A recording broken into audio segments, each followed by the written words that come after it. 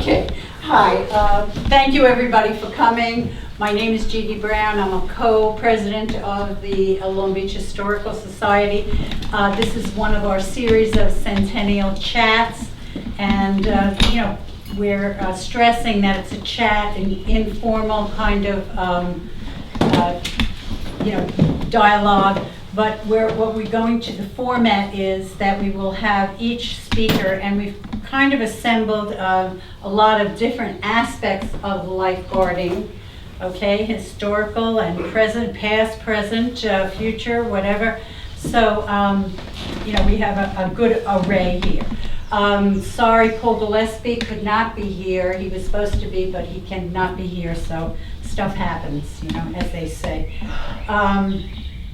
And also, I want to thank Lars Sorensen for stepping up, because our videoer also was feeling under the weather. So Lars stepped up, and we appreciate that. He's videoing. And the reason for this is also from a historical point of view. We want people's connections as well as their, as well as what they do. Janice Carey, come on. Rick Barry. Hello, Rick Barry. How are you? Good to see you. Have a seat. Okay. Again, this is too much. Okay. What's up? How you There's doing? more connections, right? Okay. You guys come intentionally late? Right. Rick was up. Okay. All right. If you are not a member, we're inviting you to become a member. Number one, we have not been able to do our regular fundraising affairs on the boardwalk for a couple of years now. This is the third year because of construction. We can't go. We won't be able to have our board. When we say our, the Historical Society sponsored one of them, and so we got the proceeds from the booths and everything. So this is the third year we're not. So we're a little under the weather. If you know any big donors. Okay, little donors too, but big donors is a good thing. Okay. Everybody gets quiet. Okay. And also, I had a big donor. invite you to become buy some of the books. We have Dennis Carey. Raise your hand, Dennis, who is our newest author. We have Joanne Belli, who is our second newest author, who wrote about the Lido Hotel, yes, and Dennis. Okay, so those books, and Roberta's book, Roberta Fiore, who is our founder. Her book is also for sale tonight too. They're inside, so you're invited to go to the bookshop. Our fundraiser chair, Sue Friedman, she just wants to fill you in on a couple of things that are in the works for our fundraising efforts. Okay, so we set up a GoFundMe page. You can get it from the Long Beach Historical Society, the website. There's a link there. If you would like to donate, no donation is too small, no donation is too large. You could share it. If you can share it on your Facebook page or your Instagram or anywhere else, you can share it with your family and friends. We'd appreciate it. Just keep sharing it. So we can, build it up. We have, as of today, $995. We had a $25,000 goal just to start fixing a few things in the building. It's a building fund to try to fix some of the windows and a couple of other things that need to be fixed. The chimney needs fixing. There's something in the basement that has a crack and things like that, just to get those immediate projects done. Not to, do a renovation, just to fix a couple of things. So there's a GoFundMe page. You can find the link on our website, and please share it on wherever you have, family, friends, Facebook, Instagram, or anywhere else.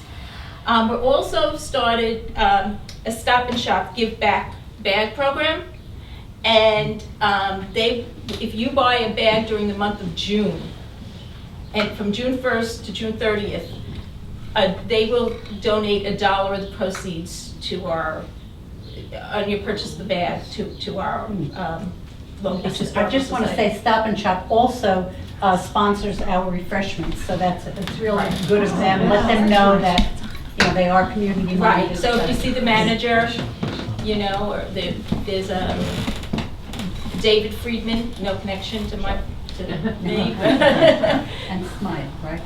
Yeah, and he's getting us all these connections to get a couple of things that we're trying to get started there.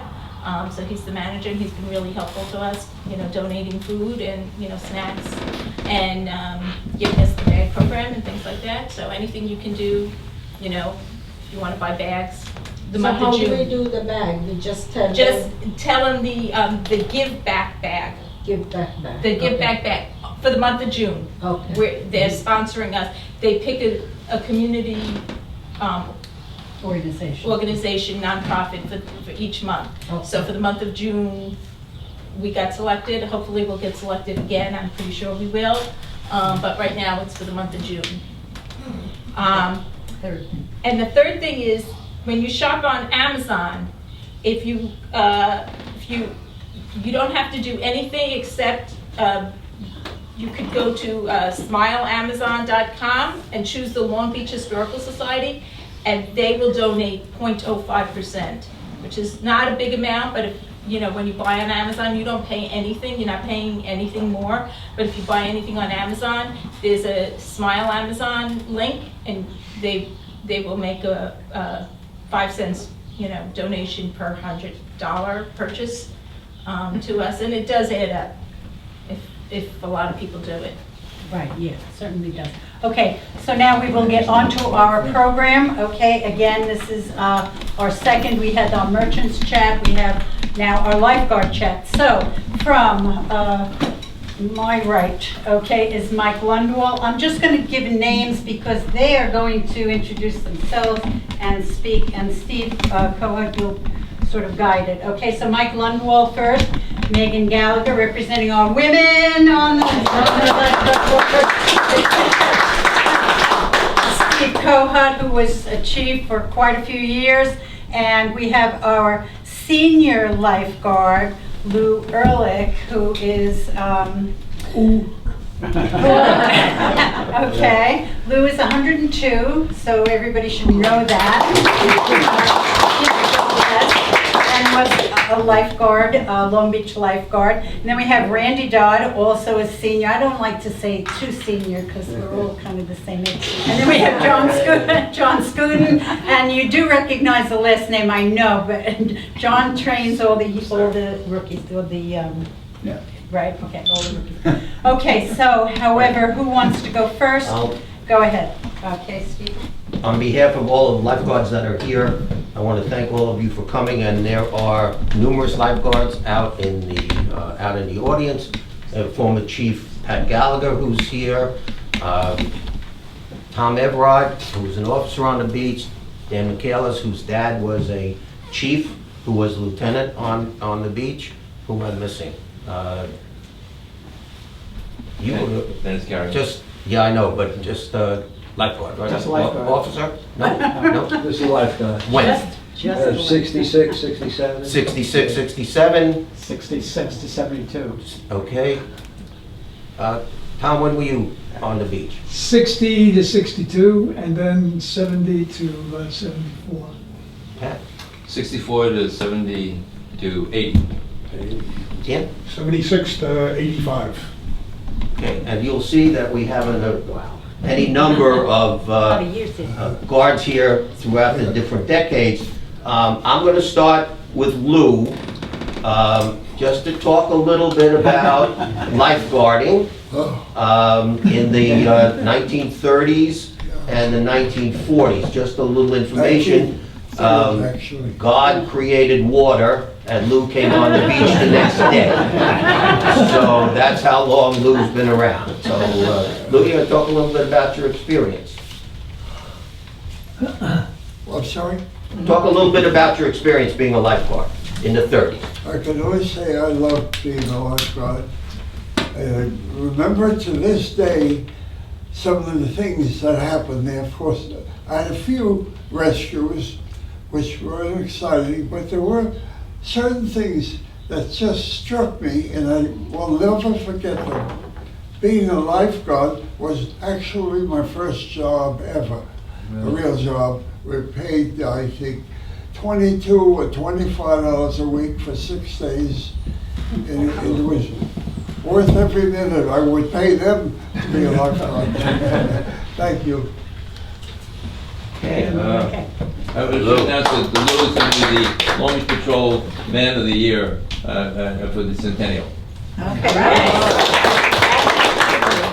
So, and sorry, Steve, but I just wanted, we wanted everyone to, have their chance speaking and not question until the end, all right? And then we can chat, okay? Everybody has their own chat, and then we can chat. Okay, so, all right, whoever first. We'll talk a little bit about the history and how we move forward with Randy Dodd, who was... Yeah, hi, I'm Randy Dodd. I've been a lifeguard since 1963. All my time was not on the beach. I worked a lot of times in the pool. I think the man who has the continuous on the beach is Captain Toomey, who started in 64, 65. But I've been a City of Long Beach lifeguard for 60 years. And a lot has changed. We thought we were really great back in those days, but when you see what's going on now, it's just incredible. When we first hired, you were given a T-shirt. Now, I brought some visuals, but I brought one. but they told me not to show everything, so. Oh, we want to see it. You know, this was a standard shirt that was given for years. This is not the shirt because this is an alumni shirt, but it was like this. You got a white shirt. You got a white shirt, you got a whistle, which was called an Acme Thunder.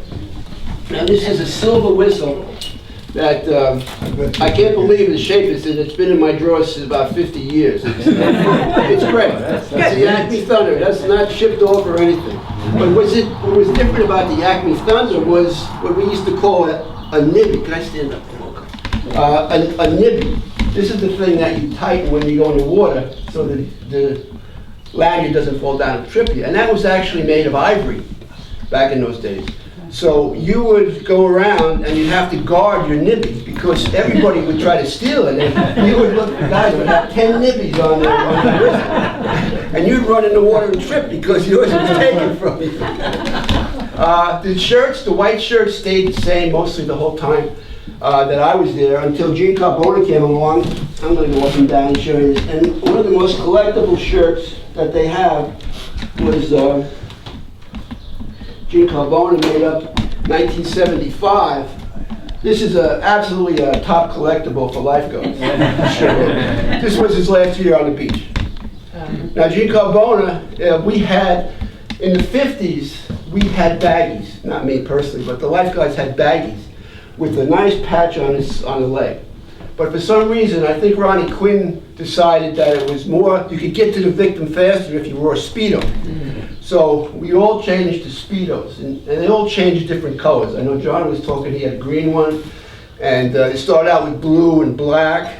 We called them bun huggers, but everybody wore them. So when you don't feel too bad, but everybody had it, was all you got was a bun hugger. But again, was Gene Carbona was very, he was in the Army, and he was a lifeguard, and captain on the police force. So he was very patriotic, so he changed it to red, white, and blue. And after that, it went to all kinds of different crazy colors. Orange. One thing we didn't get, that they all get now, we got no umbrella and no hat. So it was the idea of the shack that you had to sit up on your chair and look at your water, scan to the right, scan to the left. An umbrella would hurt your view of the water. So you weren't even allowed to bring umbrellas from home. You were not allowed to have an umbrella. And they didn't give you a hat. And they didn't give you suntan lotion. This was 63. So times have changed. But that's the way it was. Now the chairs we sat on were made of 2x4s and tongue and groove. And you had to go at the end of each shift, you had to drag your chair to the back of the beach. But you were 17 and strong, but it was tongue and groove. It wasn't that heavy. But you had to drag it back at the end of the night. And then the next day, drag it up again, put holes in the sand, and try to get an angle on it so you could sit. They didn't have mounds then. I don't know who thought of mounds. I'm sure these guys know where they came in. But they didn't have mounds back in those days. So you would stand up in your chair to make a rescue, and you would jump off the 6-foot-high chair into the sand. You're lucky you didn't kill yourself. Because boom, you hit the ground, and you go, whoa, now I gotta run. The equipment we had when I started in '63, the torpedoes, which you see now with the red plastic, they had balsa wood. Canvas outside, balsa wood, and they didn't float very well at all. It was like 2 years, 3 years later, I think 65 or 66, they came up with the styrofoam torpedo. And those are still used nowadays in Jones Beach. Jones Beach has a tremendous shore break. So they don't want to go into a big wave shore break with the plastic top, so they still use the styrofoam. We used those for years until they changed over to the Peterson, I think, or whatever, the plastic top. We had a bucket for ropes. It was a bucket that must have been there since the 50s, because every time you ran down the beach and make a rescue, you're dragging a heavy bucket, and it always broke on you. You'd be carrying a rope down. Tommy Russo, I think, was the guy who started the spindle. So that was the first great improvement in ropes. So we put a spindle in the ground, and the rope would come out. The torpedoes, what we had to keep on the chair. The procedures have changed. So you would take a torpedo and be on your chair. So you would do your shore break or shore patrol, and if you had a rescue, you'd go in the water without any flotation. You'd go in by yourself. So you'd have to go out to the victim. This is what they taught us, and this is what it. You go out to the victim and you try to do a cross chest. So the ideal cross chest is you put your hand and you grab the victim's other arm, you pull them up, and then you put your arm around them in a cross chest. And you put the body on your hip. And then you do a side stroke and a one-arm side stroke. So the next man out would bring the torpedo. And then the third man, if he came out, would bring the rope. But when you went out there first, you went out there by yourself with no equipment. Now all that has changed, thank God, because that was great. And one thing we never did back in those days, we never closed the water. So that everybody went in the water up to knee deep. Even if it was the hurricane surf or whatever, we never closed the water. So that led to some crazy, crazy rescues. I mean, there were stories of people putting 2 ropes together to go out to get because they were so far out in the sea push. Yeah. Other things, funny things, the ticket booths are very important to us because we had no communication. If you had a rescue, you had to run back to the ticket booth. And they had 2 phones in the ticket booth. One for the ticket taker, one for the lifeguards. And of course, you're out of breath, you just ran 100 yards from the beach, you got somebody who needs oxygen, and you always pick up the wrong phone. You're talking to the ticket taker. And then you have to get the lifeguard phone and try to explain what you had.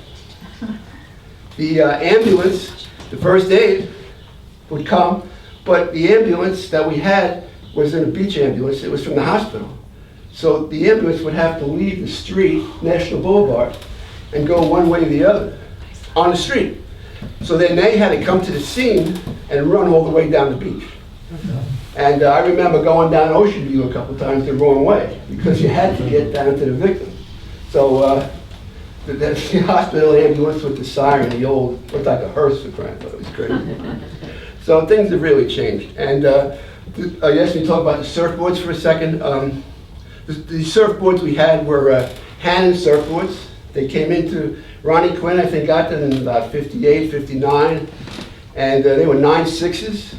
And the Hannons, the surfboards we use today are 11 foot. And they're much more floatable. So they were basically just surfboards. But we used them. That all started with Duke Hanamuku, who came here in 1918 to put on a demonstration. There was 10,000 people here to watch him. And in his book, he states he surfed in front of Edwards Boulevard, in front of the castles. And in 1925, he makes this incredible rescue in Newport. He saves 8 people on a surfboard. And then he felt so bad that he went out and found the bodies that he couldn't get and brought them in too. And then after that, California instituted that all lifeguards would have surfboards. And then it gradually got to us in 58 or 59. So things have changed a lot. And I'm sure standing up here with 3 chiefs, I'm sure they can tell you anything else. So, You did a great job. thank you. Randy. Well, Randy talked about a lot of things that have changed. One of the things that has changed a lot is the makeup of the beach patrol. Originally, it was a job for men. During the Second World War, when most of the men went off to war, the chief at that time, Paul Besh, hired some females to work as lifeguards. They basically didn't work on the beach, they worked in the pool, and they worked as kind of like an auxiliary. One of those individuals was a woman by the name of Josephine Valenti. Now, you may know the name Valenti, Michael Valenti, who was the World War I Yeah. Medal of Honor winner. Well, his daughter, Josephine, who became an English teacher in the middle school, Josephine Cuneo, Josephine actually worked as a lifeguard. She was a highly rated swimmer, and she was really the first lifeguard without actually being a lifeguard on the beach. The first female lifeguard that was hired by the patrol outright and worked in the outdoor pool was a girl by the name of Michelina Spry in the 1960s. She, along with Lissa Kegwin, whose mom was the swimming supervisor at the recreation center, along with Woody Davis, who started the AAU team, whose family also worked, the boys, as well as Lissa. But the first real lifeguard that worked on the beach was a girl by the name of Nancy Anderson, who was hired in 1976. She actually was the first female lifeguard that worked for the beach patrol. Today, the number of females on the beach far exceeds anything that anyone would have considered 40, 50 years ago. The women that have come on the beach have worked through the ranks and have reached the office of lieutenant. Megan Gallagher, who's sitting next to me, became a lieutenant. She's now married and has... Yeah, so my married name is Schneider, but I still kind of go by Megan Gallagher. But everybody knows her as Megan Gallagher. Yeah. Her dad was former chief on the beach. Megan worked her way up and was the third female lieutenant on the beach. She still works today. She's a new mom, still works on the beach. Celebrated her first Mother's Day just last week. She said it was kind of cool. Got a lot of gifts and that kind of stuff. But Megan will talk a little bit about being female on the beach and being an officer on the beach as well. Thank you, Steve. Yes, so my name is Megan Gallagher. My married name is Schneider, so Megan Gallagher Schneider. I've been on the beach. This summer is going to be my 19th year, which is hard to imagine. My rookie year was 2004, and yeah, so I'm a school teacher in Island Park. I'm a coach in the community. I'm a new mom. And yeah, so basically the first lieutenant was a woman named by Kristen Hoffman. She was the first lieutenant. She has a family name through the town. And then the second female lieutenant was Dorothy Burke. Everyone called her Dodie. And so she was the second person. So she was on when I came on for my rookie year. And then now I'm the third. So I'm still working, and I'm on East Crew with Captain Lumwall, and he's been my boss since I was 16. So that's pretty cool. So he's my second dad on the beach. And yeah, I mean, at one point the patrol was made up of 40% female, which is crazy, of what Chief Kohat was just saying. We have really progressed. Right now it's a little bit different with the numbers just because like rookie classes and stuff, but I mean, to go from one person out there to 40% female is pretty huge. And then, yeah, so I actually worked last year and I was pregnant, which I'm pretty proud of. I was working the beach up until August, and I was 8 months pregnant, so people were like, whoa, and I was like, here I am. So she had a flotation device. I did. Student gave me my swim test. Yeah, so I'm pretty proud about that. To tell my daughter one day that we were both out there. Yeah, so, and also to talk about what Randy was saying. So when I came on in 2004, it was Scuden's first year chief. I just missed Chief Kohat by 1 year. we still had the phone line, so it was a little different than Randy. The phone, every other beach had a phone line, and it was dug from the chair underneath the sand. And so if you had an emergency, well, actually, the first year Scudin came on, it was the first year that we had walkie-talkies. Every beach had a walkie-talkie, but we still were signaling to the phone chairs. And then as cell phones obviously became a little bit more privy, the phone chairs just kind of went away. And now the whole lifeguard language, it's kind of a lost art because we're all just constantly, obviously not in the chair because that's not allowed, but we are all texting or calling each other. So if there is an emergency, it is a little bit different than it was back in the day when you have to signal or say something over the walkie-talkie. Now it's kind of, hey, this is what I need. I mean, obviously we do everything with the walkie-talkie, but the phones have progressed a lot. So that's just something different that Randy was saying. Which, like, even when the guys were saying the stories, it's like very shocking of how fast it's progressed, even with the 19 years that I've been on the patrol. But yeah, I mean, I just try to. I'm in the community a lot, so I try to, like, I'm a lacrosse coach at Long Beach High School, so I have a lot of the girls that I'm coaching, and they're like, oh, I'm trying out as a rookie. So it's cool for the girls to see that, you know, we're out there and we're doing it. So. Maybe you can talk a little bit about the relationship between being a female lifeguard and then progressing to being a female officer with relationship to the male lifeguards and male officers. Okay, yeah, so I definitely just try to be a role model as much as I can. I mean, I took this advice from Captain Del Morte. He was just said, don't be the lieutenant just for the girls. You know, you're a boss, you should be for everybody. So I try to kind of not just like gather the girls and like, hey, this is us. I'm a lieutenant just like they are. So that's basically what I try to be doing with them, and yeah, just kind of show the way that I can do it, you can do it too. And I would love, in the third grade, actually at Lindell Elementary School, I wrote something that I would love to be the first female captain. So that's kind of crazy because I had my dad in the footsteps, so that's something. We've never been a captain, so we've only gone up to lieutenant. It is very hard, and I'm about to go in it, but being a mom, I really don't know how I'm going to do this, but we're gonna do it. So I understand how they have never gone up to a captain because it is tricky, but yeah. So that's just it. Okay. Go girl. Yeah. I do just want to add to what Megan said. Back in the 1980s and into the early 2000s, the federal government, through their lifeguard program at federal beaches, organized what was known as the all-women's lifeguard tournament. And I'm not sure whether they still have that. Yeah, they do. It's in Sandy Hook, New Jersey.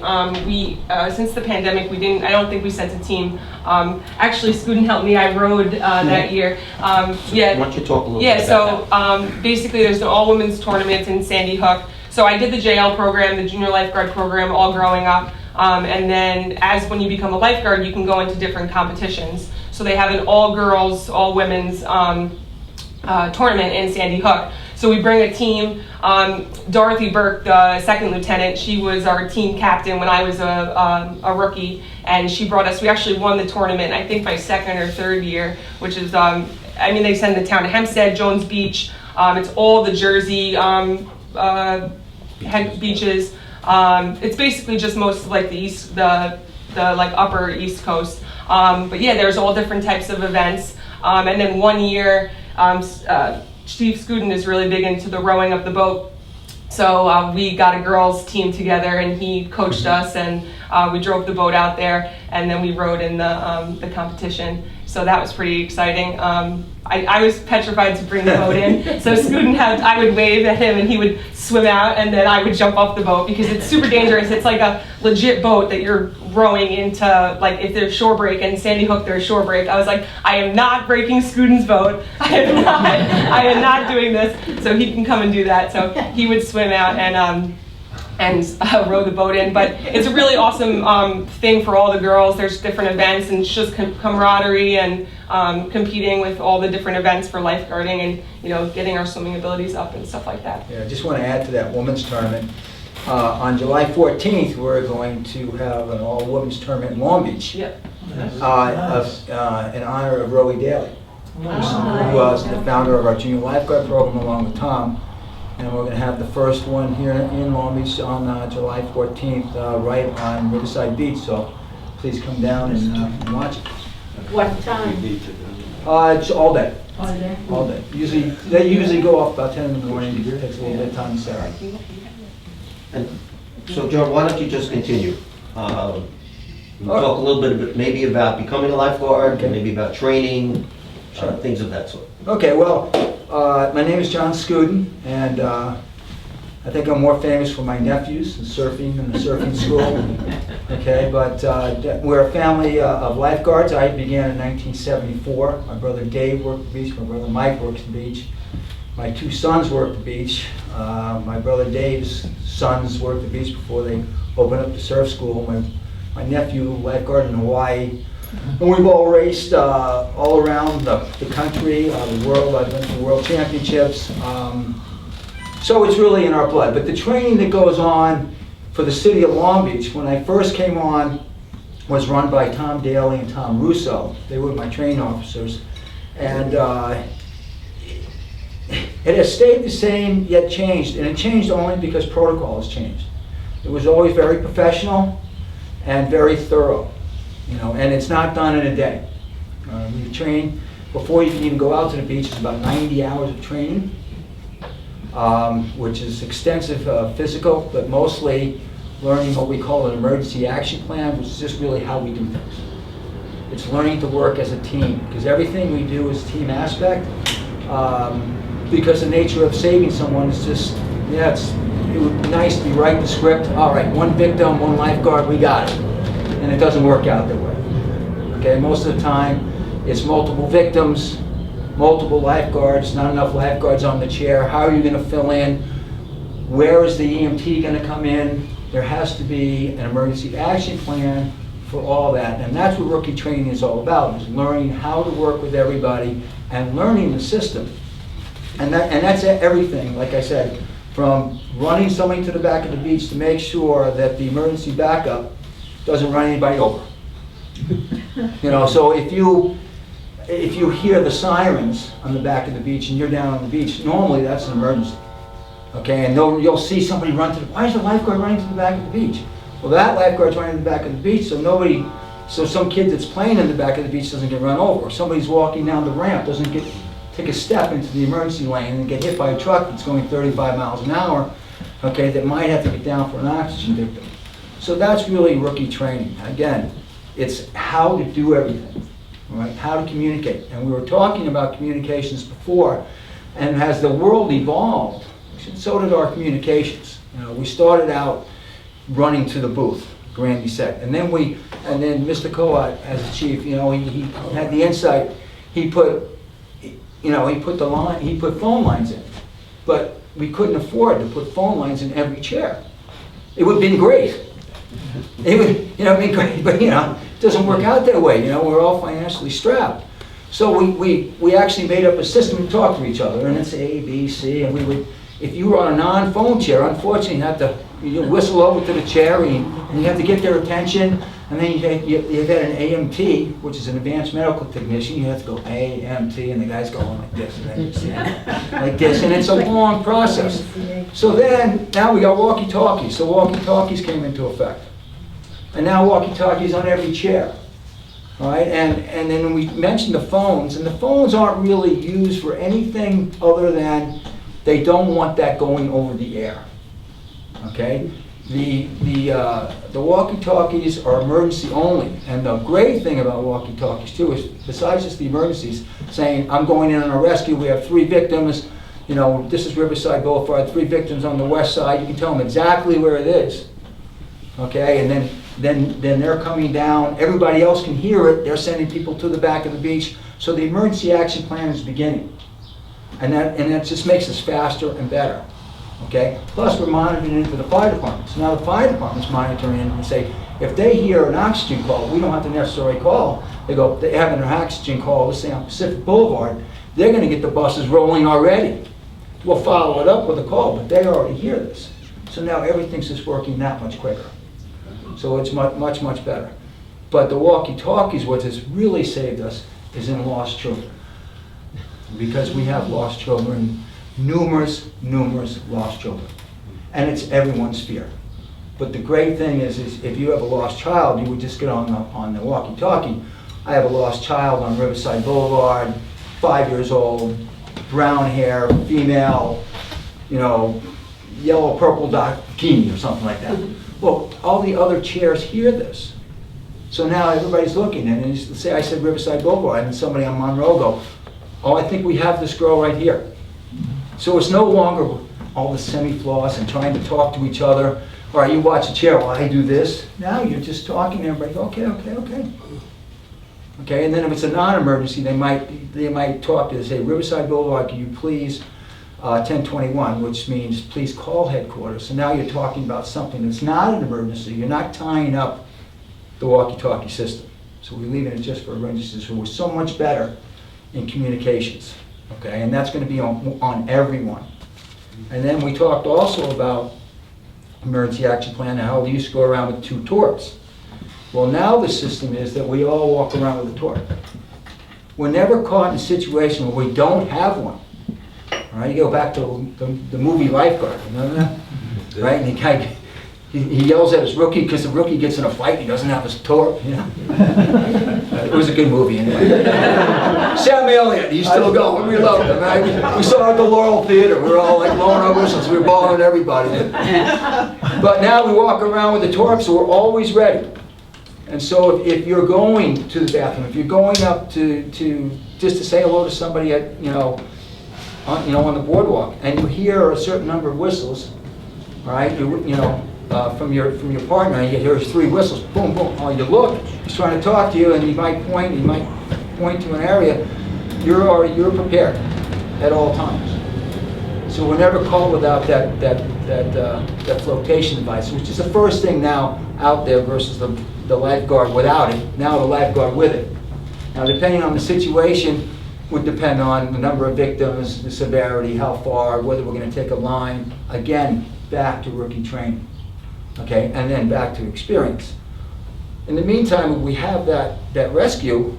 Captain Lundwall, Lieutenant Gallagher, all right, would hear this, and they're responding on their ATVs. So now our response from our officers as immediate backup and to run the situation, to have the experience out there. Now they're running the rescue and have gotten there much quicker than back in the day, where I remember being a lieutenant down west and be like, I'm on New York, and they're like, oh, we have 5 people in Ohio. Oh, great. I got to run a mile to see what's going on. It's a little slow. I mean, I was in pretty good shape, but you get, what's happening? Oh, I got to go to the booth and call? Run up to the booth and call. So now it's a little different. So everything is better. And then as far as the rookie training, the requirements are also a little bit more stringent. We have requirements for the county, which are easier than our requirements. For instance, the 200, you have a 200 endurance swim under a certain time for the county, that being 3 minutes and 45 seconds for the ocean, and for the beach, our beach, that's 2 minutes and 50 seconds. So we're a full minute ahead. We just find that's just too slow for us. So you're going to find the best out there on the South Shore. The other thing that I've been lucky enough, and I feel like I've contributed to Long Beach and its recruitment, is I was the high school swimming coach here, and I was able to. Obviously, we get the best swimmers, the girls and the boys, but we were able to have American Red Cross lifeguard training right at the high school. And if you don't know the process to become a lifeguard, you have to get American Red Cross training. Now, American Red Cross training can cost anywhere from $200 to $500. But at the high school, it only costs what it costs for the American Red Cross card, which is basically $35. So the person can take the course as their phys ed course at the high school, right? And then we have a National County Examiner actually come in there and give them their pool certification right out of school.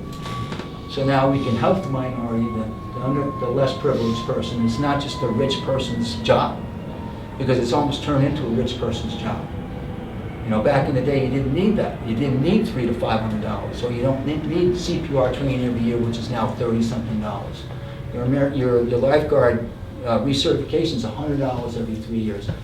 You know, that's not easy for someone who's just starting out. Why am I going to do that? I'll flip burgers for $15 the same I'm going to get on the beach. So we try to make it, you know, less expensive for them to get other people on the beach, give everybody an opportunity. And, you know, I think we've done that. We've gotten the best people on the beach, too, by having somebody in high school. And I retired as a teacher last year, but that program is still going on for high school. And the person that runs it, Lyndon Velosevich, in the Velosevich name, she runs that program along with Cliff Scuden. And they're keeping that going. And she also helps run the junior lifeguard program. And that's a big program, which started when Chief Kohler was the chief, and by Roey Daly and Tom Daly. And that's 200 kids strong, ages 10 to 15, which is a feeder system, because as people are looking for jobs and looking for lifeguards, we're resupplying the guards with our own kids. And we're training them early. Even if we don't get them on the beach, even if we don't get them on the beach here, maybe we get them on the beach at the, maybe we get them on the beach at, you know, one of the beach clubs down in Atlantic Beach. We're trying to supply, you know, the youth and just the training, you know, of all the youth in Long Beach. And that's also been picked up by my nephew and my sister-in-law, Beth Scuden. They have lifeguard training as well. So they're supplying the South Shore as well with as many guards as we can. And trying to educate the public. And Mike is a big guy on educating the middle school, right? Because he would have a symposium every year, right? You had the kids come down. Yep. And he would go over lifeguard, you know, safety programs. And then both chiefs had, all the 3 chiefs had the lifeguards go down to West School and all the schools to go over lifeguard, not training, but safety, water safety in the schools every year. Right, we went over it in the 2nd grade swimming program, which we still have at the high school, and you know, Pat Gallagher was a big proponent of that, and where we teach every 2nd grader in the city of Long Beach how to swim. Okay, we wish it would, you know, as a swim teacher at the time, we always wished it would go again. We would like to see them in 5th grade again when, you know, when they're really starting to get to the beach on their own. But that's neither here nor there, because we do have a 2nd grade program, a lifeguard training program, and I've talked enough. That's the most I talk about. I'm dying. You got me into it, We're laughing up here, but those of you that don't know John, I don't think in the 50 years that I know John that I've heard him say that much. Collectively. I didn't even go out first. But you know, the truth is that when you hear somebody like John, or Randy, Megan speak about lifeguarding, it's really their life. It's really what they are and who they've become. And when you think about the Beach Patrol and the alumni of the Beach Patrol and who they are and where they've gone from being a lifeguard as a 16-year-old with the responsibility of saving people's lives to where they are today as adults. Not only are they teachers, not only are they businessmen, but they're doctors, they're lawyers, they're scientists. They are role models throughout the country. Roy Tepper, our city court judge for so many years, was a lifeguard on the beach. Today, Billy Miller, who's one of our city court judges, lifeguard on the beach. And the camaraderie that has built throughout the years, the friendships that you make. And I want to give Pat Gallagher credit for creating the Alumni Association. And it's just a fantastic organization that keeps everybody in touch with each other and keeps us informed. And just the other day on Saturday, we dedicated lifeguard headquarters to former Chief Carbona, who, through the beneficiary of his son, John, who was a lifeguard on the beach, donated a large sum of money to the city for the benefit of the lifeguard patrol. I mean, these are things that in a community of this size, it just kind of amazes people that here in Long Beach, those are the kinds of things that could happen. And lifeguarding, even for those of you that have never been a lifeguard, lifeguarding is a way of life in Long Beach. And there are individuals who live that life, not vicariously, but in actuality. And one of them is sitting over here to my right, who can't wait to talk about lifeguarding. Captain Lundwall, who started on the beach in the 1980s, was a lifeguard when he was 3.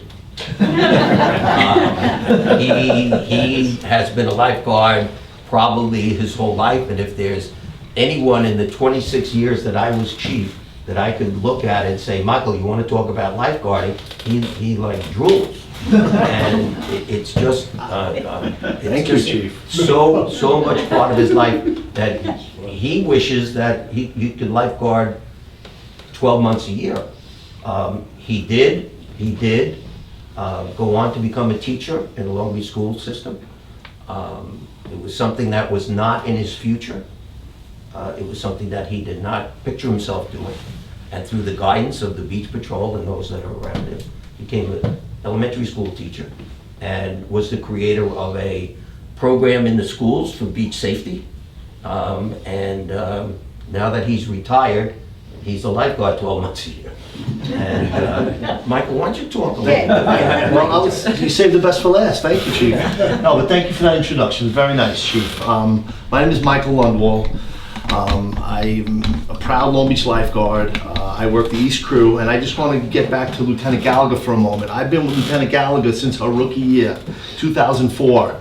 And I watched her grow up into this great woman she is today, and she was always a positive, great person. And many, throughout the years, they always try to like put Meg in another crew and get rid of Meg, and I go into the meeting and I come back and Meg's still in the crew. But I watched Meg go from, regular guard to senior guard to lieutenant, and I'm very proud of Meg. Let's hear from Meg again here, mom and a lifelong. And we also talked about the 2 other female lieutenants, Dorothy Burke, who was also my lieutenant. And I just want to let you know that Chief Kohut here was the man who, promoted me to lieutenant and captain through the ranks. But I've worked with these fine people, and I'm going to get into camaraderie in a moment. But Dorothy Burke, another female lieutenant, was with me in Central Crew. And then Kristen Hoffman, the first female lieutenant, was with me my early years as an East Crew captain. I've been working down in the East Crew since the summer of '96, but before that I came on in '84. But my background in lifeguarding started in Jones Beach. I have an uncle, Paul Lundwall, who owned a tavern in Uniondale, Lundwall's Tavern on Jerusalem Avenue, and he also was a lifeguard. And I grew up in Uniondale until the summer of '76. And I was a kid just running around playing baseball, Yankees in the field. And my uncle saw this kid running around and said, hey, you come to the beach with me. And my Uncle Paul would pick me up, religiously every single day. And I had the JB hat, I had the suit, I had the whistle. We wear our whistles around the waist, but Jones Beach, you wear them around your wrist. And there's some differences. And I was this Jones Beach lifeguard kid, summer of '73, '74, '75. And then summer of '76, I wound up in Long Beach, this great community. I'm a 10-year-old in Long Beach, and I run to the beach, see the beach, and I see these orange chairs, and I don't see this big main stand, and I don't see these little wing stands, and I see these lifeguards out there running around. And all of a sudden, I hear 2 loud whistles, and the lifeguards aren't doing anything, and I'm ready to run in the water to make a rescue, and they're not doing anything. But in Long Beach, 2 whistles are the attention of the patron. In Jones Beach, 2 whistles are a rescue. So it's a little different. I was confused. And I just all of a sudden adapted to the way of Long Beach life, going to the Long Beach school, swimming for the Long Beach swim team, and the high school for Woody Davis. And we have to mention Woody Davis, because everyone up here swam for Woody, had a connection with Woody, and made us all those swimmers, And I was fortunate to be with Woody my senior year. I wasn't with Woody 9th, 10th, 11th. He'd always try to get me to swim, and I was just too busy baseball, football. But he got me my senior year, and I knew I had to swim my senior year to become a Long Beach lifeguard. And I became a Long Beach lifeguard, and I'll never forget meeting Chief Kohut, and Scootin, and Randy, and all these great guys. But we knew Randy already from the rec and everything, and Mr. Carroll. But, you know, I go through rookie training, and there's Tom Daly and Mr. Sedlick, and, you know, Sedlick was my football coach, and Mr. Russo was the assistant chief, and he was my football coach. And there's just so many intertwined and people in this community from coaching and teachers. And I look at Mr. Seltzer back here, was my 9th grade English teacher. And, you know, just so many connections. And Mr. Carey here, I just became very friendly the past couple of years. We had a nice swim. And Mr. Barry, I worked with your wife at East School. And you can go on and on. And Chief Cohen's son, Matt, was my lieutenant. But anyway, I'm going to get back to this camaraderie piece. My rookie year, I met this man by the name of Barry Kemmler. And Barry Kemmler was my first lieutenant. And I'll never forget, you get your crew, and of course I wanted West Crew. Oh, I didn't get West Crew, I got West Central, but I'll deal with it. I go up the boardwalk and I'm on Washington Boulevard and I go to the payphone. Remember the payphone? Just put a quarter in, a dime? I get to the payphone and tell my girlfriend, who I'm married to, still, you know, high school sweetheart, and I say, I'm on West Central. And I remember Barry Kemmler saying, get down here, rookie, get down here. And, oh, sorry, I hang up the phone, I run down there. And then I met this man, Barry Kemmler. And Barry Kemmler, on his arm, tattooed, Lifeguard for life, on his arm, with the USLA symbol, with the swimmers and the colors, and that just resonated in my brain. And Chief was talking about the camaraderie and people and families, and we all have this link and this bond by this word, patrol. We're patrol. We love the beach. We're enormed of the beach. And we tell our stories and our pictures, and you know the old saying, the older you are, the better you are. You know, the Nolan's famous shirt on the back. But, you know, we had our rescues, and One of their famous. one of their famous sayings. And we just love this job of the patrol, and we love teaching beach safety, and we need your help, people. You know, you have people over for visiting, and just mention a riptide at the family table. Mention not to set the blanket by the rocks, because you set your blanket by the rocks, you're going to go in the water by the rocks. You know, these are little things where we can educate the public, and everybody's a piece to the puzzle. And Scooter mentioned, and Chief Cohen over here, I do this beach safety for the Long Beach schools. Being I'm a teacher, it's the end of June, and you know, teachers are fed up, and they have to fill those time slots. I said, hey, I'll do beach safety. Well, how long can you talk for? Oh, I'll talk an hour. Oh, an hour. Oh, they love you know? So I go up there and I ramble on like I'm doing now, and I can just go on and on. But what I'll do is I'll come in uniform and the whistle and the hat, have the whole audience. Christos, did you go to beach safety with Mr. Lomo in the middle school? Yes. See, Christos was there.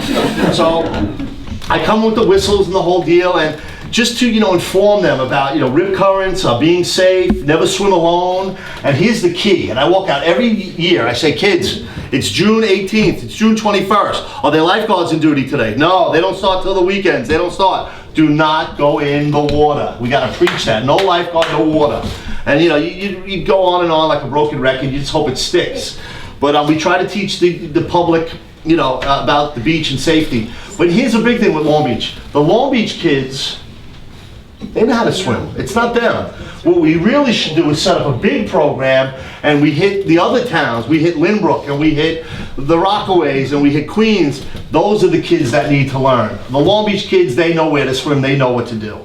You know, we talk about the rip currents and the rocks and the surfers, and where do they go out next to the rocks? Because they ride the rip current out. So we just got to educate the public, excuse me, a little dry mouth. I give the kids a little coloring book and a page from the coloring book, and I always bring a patrol manual. Just so you know, we have a patrol manual. I'm not sure if Chief Cohen or Gallagher started this, a written piece, and this is like our textbook. And I show the kids, I go, this is a manual, just like you're responsible for your textbook, for your pencils. And Mr. Seltzer knew I never brought my notebook and pencils to school, but I got better, Mr. Seltzer. I did. But anyway. It was so embarrassing. Oh, I know. But I'm prepared these days, Mr. Seltzer. But, you know, we have a patrol manual, which we got to beef this up, you know, and it's very important to us. And I know I could pull any page right now, and Mr. Scooter would know it verbatim. Like, we really take pride in this, and we know this book upside down. Every person on this panel will know this book upside down, from daily operations to rescue procedure and so on. And I can go on and on, but Chief Gillespie asked me to bring this picture. I was a little embarrassed. This is a picture of me and Chief Gillespie in 1989. I was senior guard of Maryland Beach. Chauncey's, remember Chauncey's? The crazy spot? When at 4 o'clock everybody run out and run in the water? And the chief made me senior guard down there. And a few things I want to discuss, and Lieutenant Gallagher already pointed out from then to now. Now, this is 33 years ago, 89. Just seems like yesterday. And anyway, if you look the umbrella, it's not an issued Long Beach Lifeguard umbrella. We were not issued umbrellas. And some of the older guys, when I put my umbrella up, they would like scoff at me, like, what, umbrella? What do you mean? You don't know umbrella. Take that down. I remember one lifeguard bent it on me, broke it. You know umbrellas. But I brought my personal umbrella because, you know, I'm a little fair, you know, the red freckles. So I bring my own umbrella, and we tie it up. And then Randy and somebody over here mentioned the phones before scooting. And right here, if you notice, this was a phone jack, and we plug in our phone every morning. Okay? We'd come with our phone, or two tops, or med kit, or roller, and you'd plug in your phone. And you'd have to clean it, get a little brush, and I take care of my phone. I always take pride in my equipment. And some kids didn't, they dragged it around, but I always teach, you know, take pride in your equipment, because this is, you know, life-saving to you. I had really bad athlete's foot that summer, so I'm sorry about that, you know? And Gillespie did too. No, humidity, it got me. But anyway, we're gonna do a little pass. Lieutenant Gallagher pointed to the glass Gatorade bottle. Are they made of glass anymore? No. Now, Mr. Daly, if he saw that, I'd probably be swimming beaches, okay? That's a $50 fine. No, you can't bring glass to the beach, and I preach that in my beach safety talk. You don't bring glass, but back then there were glass, and we always made sure it went in the right trash can, because we never want anybody to get hurt. And you just look at some things between the umbrella, the phone jack, the glass. This was our USLA issued bag. And this is the apartment buildings. You know, I know the historians are here. That's on Minnesota. Those two apartment buildings, one on Minnesota, one on Tennessee. And I don't know if anybody remembers this. West Enders will remember this. In the back of Tennessee Beach, what did you have in the back of the beach? A little playground. Yeah. The little swingy, the coil, the little donkey, and the little dinosaur. Do you remember the little playground in the back? I remember drifting. Okay. But anyway, and Chief Cohen can't see this, but you can't see it 'cause it's very dark in here, but there's my suit. And underneath you see a little strip of green. Yep. We used to have our green little West Crew suits. And you know, we'd cover up, and then we just like to wear our green. We were proud of the West Crew. And this was the USLA bag, but the real main things I want to point out were the umbrella, the phone, and the glass. And there's your whistle. And Randy brought it out earlier.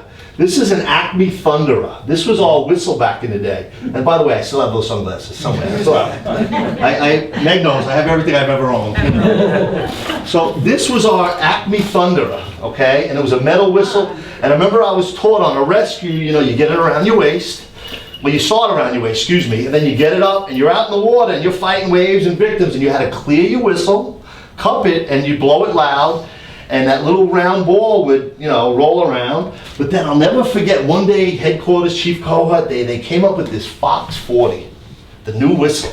And my early remembrance of the Fox 40 was Jimmy Hennessy for some reason. I don't know why, Jimmy Hennessy. And somebody blew the whistle on Edwards, and they heard it on Lincoln. I don't know if they made that up or not, but anyway, the Fox 40 came, and it was a much louder whistle, and no coil in the middle, and we have to find these original lanyards. They were so much better. These lanyards break a lot, but there's an old saying that a lifeguard with a whistle is like a cop without a gun. You always got to have your whistle, lifeguards. So part of Lieutenant Gallagher's job, my job, and officers, when the kids come in the morning, you know, do you have issue on? Are you in uniform? Do you have your whistle? Do you have your talk? You know, some responsibility. We teach responsibility. And last thing I'm going to end with, a patrol lifeguard spends a lot of time in the chair, and you should know where the Acme Thunderer whistle is made. Where is it made? England. Made in England. Thank you. Good job. You passed the lifeguard test. Let's hear it for Mr. Barry here. Made in England. Oh, gosh. Okay, everybody spoke. Okay, Go ahead. I just want to just sum up what everybody has said, and you've gotten an array of views of lifeguarding. If you talk to any of the guards that are out in the audience after this is over, you just hear the same story, but from a different perspective. From my perspective, lifeguarding is a family. Lifeguarding is what siblings are all about. not official siblings necessarily, although there are many, many families where fathers and sons and daughters and brothers and sisters go on and name family after family after family here that are well known throughout the Long Beach community. But it's a family of brothers and sisters that look out for each other, that care for each other. You know, Long Beach is a very, very unique community, and I spoke about this on Saturday at the Carbona headquarters dedication. I always look at Long Beach like it's a fabric, and every fabric is made up of threads. And if you consider the families of Long Beach as being threads, and you put those threads together, you come up with a fabric. And that fabric is what Long Beach is all about. The fact that we take care of each other, whether it's a hurricane, snowstorm, lipo with no lights, whatever it may be, you look out for your neighbor, you care, you're concerned, because that's what Long Beach is all about. Being on a barrier island makes us very special. And I've always said that, and I say that to everybody. You don't understand Long Beach unless you live there. You don't understand Long Beach unless you've grown up there. You just can't understand Long Beach unless you're there. We're isolated, but that's okay. That's okay, because that's what makes us special. And you look at John Scuden, Randy, Lou, Megan, Michael, all of the lifeguards sitting out here. Chief of Lifeguards, Scuden, Chief of Lifeguards, Gillespie, I was the chief. Danny McAllis' dad, Vinny, who was the chief, was my 9th grade school teacher. You think about the connections, you think about all of these people, the Carey brothers that all worked on the beach. Tom's brother, Ricky, comes in and visits. What's the first thing he does? Goes down to the beach, wants to go to the boardwalk, wants to see the water, right? I mean, anybody who lives in Kansas, you can understand. But the truth is that wherever you go, people come back to Long Beach. Where do they go? They go to the beach. And that's the beach. And you know, I'm just gonna leave you with this. Just remember, when you're from Long Beach, no matter where you go, you'll always have sand in your shoes. Aw. And that's really the important thing. So In thank between you all your for toes, coming. thank you. I have a friend who says you wouldn't understand it, it's a Long Beach thing. All right, yes. Yeah, are there any questions? I have a couple. Go ahead, Jim. I have a few, actually. Give me two. One thing that I've always wondered about, you know, since Sandy, maybe even before, when I came here, there used to be a rope line with barrels on it by the jetties. And I always found those to be, you know, being that I was from Connecticut, you know, I always found having those nearby was somewhat of a security thing for me. Oh. And I wondered why they've I'll address disappeared. that. I was chief and I changed that. No. And I'll address that because that question's been raised to me numerous times. Yes, I understand exactly. I would get that question. They would say, geez, I knew exactly where to swim. You know, I felt safer with them out there. The problem is they didn't move to a safer area. They were stuck where they were. Yeah, See, so if a rip current changes, which changes all the time, on the beach, now you're thinking you're swimming in a safe area, and you might be not swimming in a safe area. So our lifeguards now are instructed to put their flags up in the safer areas, right, and to red flag the rip current areas.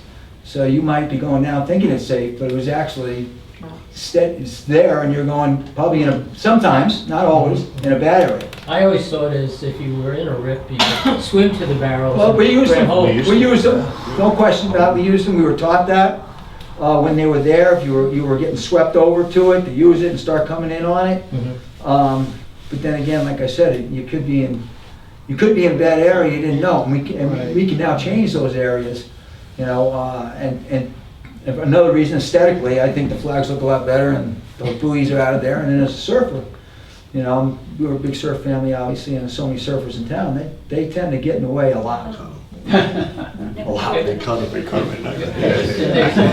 The irony of the story is the ropes also did leave a legacy, because in setting up the beach and breaking down the beach, there's a thing called the rope crew, and that name still sticks.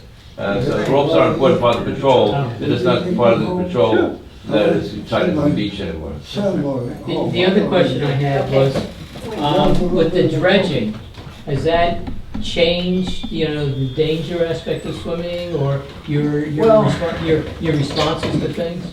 It hasn't changed our system, it's changed our water. And for the most part, it's changed our water for the worse. The sandbars are a little stronger out there, holes are bigger inside, so the difference, the height difference between the water outside the sandbar and inside the sandbar changes tremendously a lot, and that's why you get your rip currents, because water levels itself out. So now if you have a very strong sandbar and you see a set of waves come in, now you have all those waves that came in. Now the water on one side of the sandbar is relatively higher than the other side. It's going to find its weakest point to run out by the rocks, maybe in the middle. But since the sandbars have built up outside there and the holes are deeper, it created some more problems for us. Is that why all the sand is building up on the eastern side of the? Yeah, well, That's natural. That's natural, because of the cyclonic movement. You would have found that with the original jetties, The wooden ones. 70 years ago, when they were first put in. Because we have a littoral flow. The beach, the water flows from east to west. Okay, so your jetties, which are there to build up the beaches, as the water flows from east to west, Catches everything. it's going to catch it. So when you look at a jetty, any particular jetty, the sand on the east side is going to be higher than the sand on the west Yeah, side, it drops on the other side. because that's what the jetty is there for. So theoretically, what's supposed to happen is that the beach is supposed to build up from the west to the east. The water's going from the east to the west, but you have the jetty. So you think of it that way? All right. So the sand is caught here. And the idea is that the beach is supposed to fill in from west to east. It never does, but that's the theory.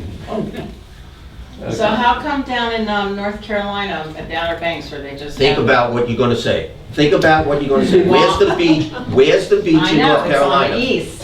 It's on the east side of the, No, the water goes the other way. The water goes the other way on North Carolina. right. The water goes north and south. Oh, north and south, right. We face south. Oh, right. That's what I'm saying. Yeah, I grew up in Maryland, so No. it's So, a tough okay. concept for me. It's a different concept. So they said that they should do away the jetties, with the jetties. Okay, down. you can do away with jetties, but the geographic of the Outer Banks, of the Jersey Shore, Right, of Maryland, Maryland Shore. okay, it's yeah, north and south. Right, It's not east and west. okay. So it's a completely different. Right, that makes sense. So that's why, okay, just Karen, so think about it. That's why the beaches in the beach clubs in Atlantic Right. Beach have the biggest beaches on the 10 They miles. keep going. On the 10 miles, because that's where all the sand is. And the feed of sand coming from the work that they did is going to Okay. be heading that way. I did a lot of study on coastal zone management, and one of the things that you should understand is that the beach, as they pointed out, flows that way, but the building up of the beach, which they did, and has caused some controversy, does have an odd bottom, which is why you get more of a shore break and Okay. some of the other changes that have occurred. You know, Okay. Jones Beach, just as a perfect example of what you were saying, Okay. the West End jetty at Jones Beach, which is at the inlet, Jones Beach Inlet, Yes. opposite Point Lookout. Mhm. That jetty originally was a shorter jetty. That beach built up so much that they had to add to that jetty. Okay. And then they point, look at the other side, point, look outside too. And the Point Lookout, that's why it was starved. The Point Lookout beach was Okay. starved Got it. because it filled in the inlet. But that If you believe the Army Corps of Engineers, and I know a lot of people don't, they predict that eventually it will flatten itself out, but that's Supposed to. 20, 30 years ago. Yeah, okay. I have a question. Go ahead. I got a call from the city this morning. I work at the library, everybody, whoever knows me. That's Eileen Polis, and she Yeah. works, she is doing a lot of work as far as history goes, and we're grateful to you. I get Thank a you, call, Eileen. email this morning about lifeguards. And of course, I have some photographs which documents where the setups of like say on Neptune, they had a patrol set up with a building, and then there was one on Long Beach Road, and there's one on National, not the wooden ones, but the old ones, like from the 30s. So they said, well, when did they first put them there? Well, I found it in the Brooklyn Eagle in 37 that they redid the boardwalk. They put in the rock groins, not the wooden ones. They replaced the groins with the rocks, and they put 6 stations. So I know where 3 are. Where were the other 3? Because I have documentation of photographs for the 3 that I know, but we don't know where the other ones. Which 3 do you have? I know the Neptune one, the Long Beach Road, and National. Lou, this question's for you. It depends on the wording you're using as far as what you're I describing. can show it to you. But, Because I have a picture of the one in the 39s, 40. It was, yeah, they're stations. I'll show you. Wyoming? The stations would have been, Well, I that's would what guess. they said. Wyoming, New York? They had one at New York, one at Wyoming? My collection. Well, Shacks. what it evolved into is when Gene Carbone was chief, he actually wrote the proposal for putting the modern ones on Neptune, and then in the west, 2 in the west of New York Avenue in Wyoming, I think, or Tennessee. Wyoming. One on Edwards. And then One on Edwards. But the one I'm telling you that I have a picture of is from 39. Yes. So there is 37 isn't a good date Well, because I saw the picture. I do know that in the It's a tower. 50s, Yeah, there was a tower, Yeah. 2 towers on yes, Neptune. in the 50s, there were no stations on the beach other than the lifeguard headquarters that You see existed. that? Yes, I know exactly. That's 39. There was one other thing, there was under the boardwalk. Under the boardwalk, but not out. That's No, out this on is the on the beach. We just That's yeah. out on the beach. This is the tower, this is my grandfather's house. So we're looking south to the beach Right. from Neptune. So that tower is a lookout tower, and then there's 3 of these on the beach, but there were 6 placed in the 30s. So we're trying to figure out which other boulevards were the other I don't ones. know. I have no idea.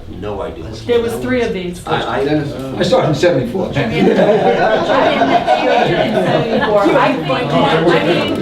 pretty good at, just historically, I'm pretty good at piecing things together. And we were just chatting about this. I think these came, like, fell down probably during Donna. Because the ones Hurricane Donna after was, that are different. that was 61, yeah, that's what I'm saying, yeah. Am I right? Probably. Can't tell bad. There was another one in 58, but there was a series of storms. Yeah, Donna was 60. I don't know. Donna was 50. Donna was 60. 60. Yeah, Hurricane Donna was Hurricane Donna was 1960. Yeah, 1960. So does anybody have an, maybe, does he remember? Back in 1930s. Okay. So this is the 30s. This is Yeah. 37. I don't. No, we don't know. Who would be the only one that? He doesn't remember. We'll look some stuff up and. He's gonna look for pictures. All right. Yeah. You're in charge, Dan. Okay. Okay, I just have one more question, then we're gonna break, because we've been sitting for a while. I just want to know about all the vehicles, and also the handicap now, that we have, those Okay. mats that go So- out, because I don't think a lot of people. Okay, so Just quickly, Pacific. okay? the vehicles on the beach are emergency vehicles and maintenance vehicles. They're the pickup trucks. They've been around for a very, very long time. Randy alluded to the ambulance that did not come out on the beach, because in those days, four-wheel drive was kind of like, if you had a Willis Jeep from World War II, you had four-wheel drive. Other than that, Gene was the first one that came in the 1960s with four-wheel drive vehicles. From there, they evolved to ATVs, all-terrain vehicles, which were originally three-wheel, and then to the four-wheel ones that we have today, that we still use. There are some six wheels, they have all kinds of different things, but that's how they came about. The handicap chairs, interestingly enough, come through a grant by Assemblyman Wiesenberg. They were created out in California and interestingly enough, in Florida, almost at the same time, but not by the same people, with big balloon tires that allowed people that were not able to get out onto the beach, that were wheelchair bound, that they could not get on, physically challenged, that they invented these chairs that were supposed to be able to bring a person out into the water, which was pretty dangerous, but they brought them at least out onto the shore and they could get to that area. Today, they've advanced that even more to what they call Moby mats, which are the blue mats that they use in many, many different places, which are not specifically meant just for the beach wheelchairs, but actual wheelchairs that can be used out onto the beach. So that's what they We can. have some. Yes, we You do. can call for them. I don't think if people know. Yes, you can, John, still the same way, right? Same way, all you would, the process is that you would call in the morning, you can't reserve them, but let's say you needed one on, and I'll pick a beach that we constantly bring one to is, Virginia? Virginia, where somebody is handicapped down there and using a wheelchair. So they would call in, and if we had one available, we have about eight or 10, somewhere.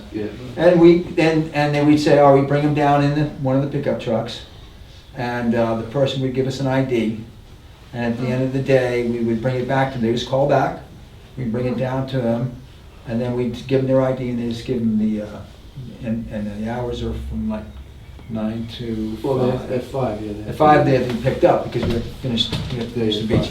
The Those reason we have to do the ID, Yeah. believe it or not, is that we had one stolen, right? Okay. Somebody borrowed it. This is crazy. 'Cause, Barnett never turned it. They borrowed it, never returned it from the Mass on Monroe. Oh, no. Oh, that's bad.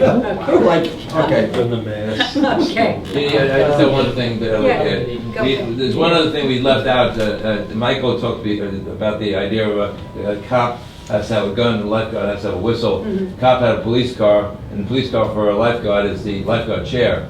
And the lifeguard chair, when Steve was chief, in his era, we ran into a big problem with the chairs being destroyed on a fairly regular basis.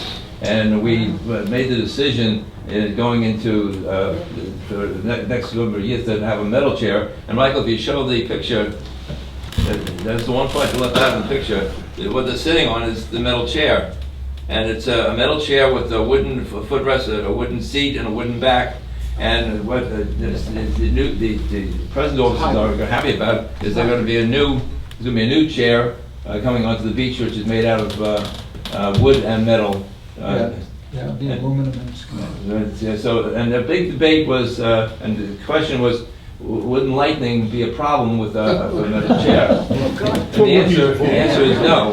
And by the way, in Steve's era was over 20 years, and my beginning era in the subsequent point is that had never been a lightning strike that hit a chair because the chair is grounded into the ground. And the other thing is the chair, most of the chair is made of wood, and the framing is the metal. We haven't lost one rookie sitting out in a metal chair, not one. So the lifeguard chair is an important part of lifeguarding, which we left out. It is, thank you. I live at Lido Towers, Right. and up until maybe this year or next year, when something happens with the beach, it's always been a private beach, and they've had to hire their own lifeguards. And my children were always lifeguards at Town Hempstead, and when they come to visit, they're not like totally happy with what they see, and they're very concerned that if there was ever a serious need for help, what would happen with the Town of Hempstead? What, On no, our level, well, with it's an, Long Beach? Yeah, We've since- assisted. yeah, we I know, have, I know. But that's a liability question that has been a problem for a lot of years, forever, because much like the beach clubs themselves up in Atlantic Beach, they kind of run into the same problem because the beach clubs are also subdivided by Town of Hempstead beaches through the village of Atlantic Beach. It's actually village beaches. So they're not contiguous. So it all really depends on what your guards in the municipality see going on at that private beach club. But it's a liability issue because we don't know how they're trained. We don't know what kind of training they, if any, what kind of training they have. But that's an issue for the building. It's not an issue for the municipalities that sit on the. Right, well, my bottom line is just saving the person. The answer is The that person they're gonna make a rescue. Yeah, well, yes, they will. Well, Yes. they're Nassau County trained. In other words, they have to pass the pool exam, then a 6-hour exam, then they have to pass the ocean test. So they're all certified, and they would not be able to open up. But the training themselves, as John spoke about, emergency action plan, that's something that facility needs to incorporate Well, they hire into their companies, training. Well, so- I'm saying, so that's where it I comes from. believe you're going to. Well, not me personally. My godson is. So come back to me in a year if you didn't do a good job. It's a different story. The hammer. And the other, there are He's gonna many, get the many, hammer. is, I have friends also that live in the townhouses. Same that are thing. down. And yes, it is the same thing, but they've already told the residents that they'll have to limit the beach and the pool because they can't find lifeguards. Right, And then I hear that you train lifeguards, so do you have That's, access? okay, That's the so, beauty, let me jump in, and then that's the beauty of the Long Beach Patrol Junior Lifeguard Program, is we have a feeder program. Right. And and I'll just give you a heads up. The town of Hempstead, I was just in a meeting with the people that run the beaches for the town of Hempstead. Right now, 2 weeks before the beginning of the summer, they are approximately 150 lifeguards short of maximum capacity. And that's They not have the problem. signs up, I All right, have signs I up, just- from the winter, I have Let's signs up break. for lifeguard. Okay, let's break and chat. You can chat, ask questions. Yeah, with all that Acme Thunder references, we really need to wrap this up with a dual soft blast. Back